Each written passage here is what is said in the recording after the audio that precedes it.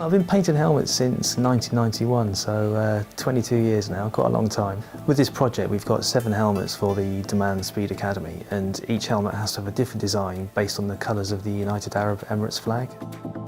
When we got a job like this where there's quite a short turnaround time, we have to work quite fast. We put together computer layouts, email them over to the customers so they can have a look, pick which ones they like, approve the designs, and then we had to get straight into the paintwork straight away.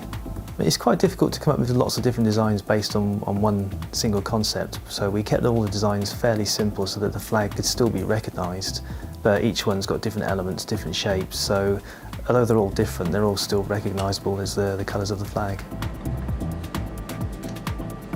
And when we get the helmets from Arai, we have to strip off as much as we can, as much as we're allowed to. We have to leave certain parts in place, and then we prepare the helmet by scuffing the surface so that the paint will stick to the surface.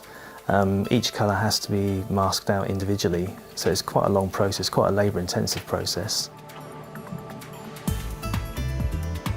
Because you're working on 2 radiuses on the helmet surface, it's very difficult to use any kind of computer techniques to do the work for you, so you have to do it all by eye. You have to lay a line on, just keep adjusting it bit by bit until it looks straight, because sometimes you're keeping a straight line while it's going over recesses, vents, visor openings, so it's got to be really done by eye so that if it looks straight, it is straight.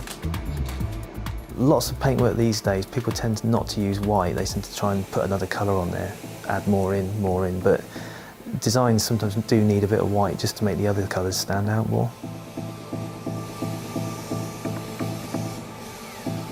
Once the paintwork's finished, we have to put the Daman Speed Academy logos in place. So we produce small decals to go on there, and they were positioned in different places on each helmet depending on where the design, where the bands went, where the colours went. And then once they're in place, the lacquer coats were applied just to finish the job off.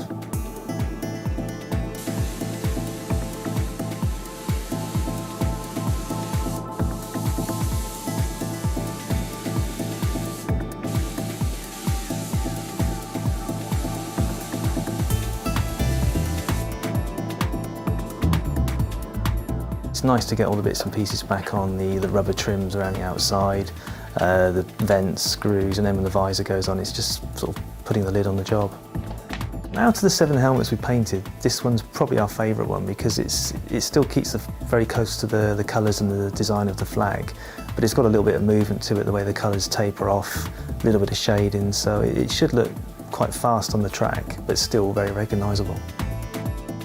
It's been a really interesting project. It's been quite intense because there's not been a lot of time to do it, so it's been good fun. It's good to get something and have to really charge into it and concentrate and work to a tight deadline.